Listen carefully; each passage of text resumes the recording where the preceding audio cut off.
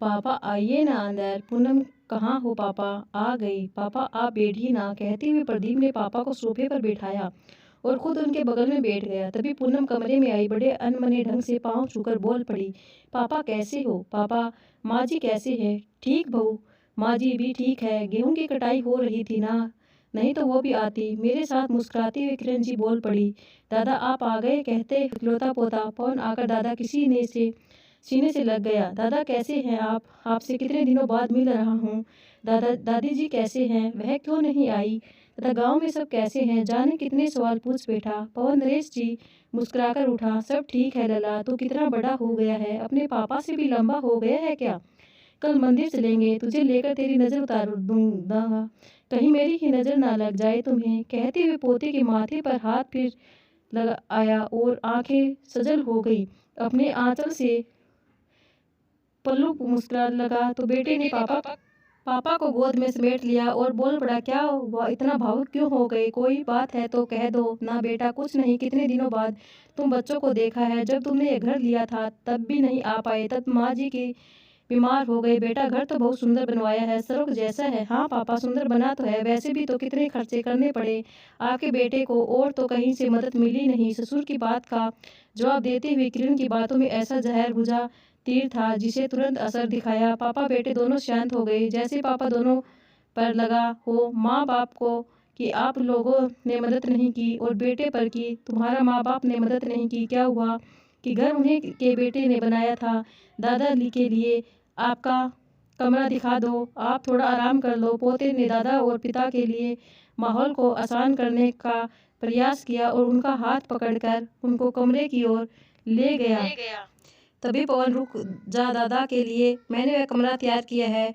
उतने बड़े कमरे में दादा क्या करेंगे, और इस बीच कोई मेहमान आया तो हम परेशानी होगी, जानते हो ना, नाना जी आने वाले हैं। कहते हुए एक छोटे से कमरे की तरफ इशारा किया। पवन ने कहा, माँ ऐसे देखा जैसे पूछ रहा हो, माँ क्या कह रही हो आप? कुछ कहता उससे पहले प्रदीप बोल पड़ा, क्या कह रही हो तुम किरण? पापा स्टोर रूम में रहेंगे, दिमाग खराब है क्या तुम्हारा? अरे पर ऐसे बोल रहे हो, स्टोर रूम एक कमरा ही तो है, स्टोर में जाकर देखो, मैं अच्छे से बिस्तर लगवा दिया है। ऐसा क्या कर दिया कि तुम इतना बिगड़ रहे हो? किरण, अभी प्रदीप कुछ कहता तभी पवन बोल पड़ा, रहने दीजिए ना पापा, यह तो अच्छी बात है। दादा स्टोर रूम में भी रहेंगे, मेरे लिए तो आसान होगा। जब मेरा घर होगा और मम्मी आएगी तो मुझे चिंता नहीं होगी, यह भी मेरे घर की स्टोर रूम में रह लेंगे। क्योंकि मम्मी बताइए ना, आपको तो परेशानी नहीं होगी ना, आप रह लेंगे ना स्टोर रूम में? बेटे के मुंह से अपने लिए बात सुन किरण के होश उड़ गए।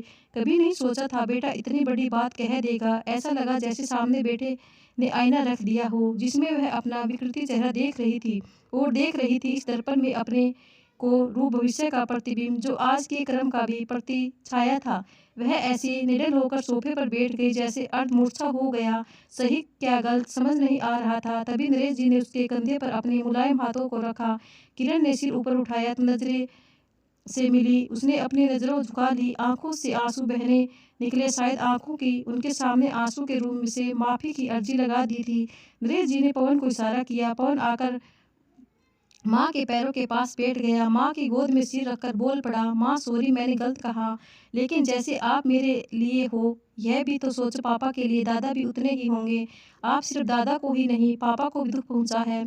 उनके बेटे ने यह घर बनवाया था तो सबसे पहला हक तो उनका है ना। माँ के चेहरे को अपने माथों में थाम कर फिर बोल पड़ा, माँ मैंने कुछ गलत कहा क्या? आप बोलो। मैंने बहते आंसुओं को पहुँच किरण बोल पड़ी, नहीं कुछ गलत नहीं कहा, मैं ही गलती, पापा मुझे माफ़ कर दीजिए। और प्रदीप सबसे बड़ा मैं तुम्हारे साथ किया है, अब मुझे समझ आ रहा है, मुझे माफ़ कर दो प्लीज़। अच्छा पापा आप चलिए, मैं आपको अपना कमरा दिखाती हूँ जो सिर्फ आपका है, मेहमानों का नहीं। कहते हुए नरेश जी का हाथ पकड़ कमरे की तरफ बढ़ा। प्रदीप चुपचाप शांत होकर पवन को देख रहा था। जब नजर मिली तो पवन मुस्कुरा उठा। प्रदीप खींचकर उसे सीने से लगा लिया। आज बेटे ने एक बेटे को अपने पापा के सामने से शर्मिंदा होने से बचा लिया। ये वीडियो कैसी लगी कमेंट करके ज़रूर बताना और चैनल को सब्सक्राइब करना। धन्यवाद दोस्तों।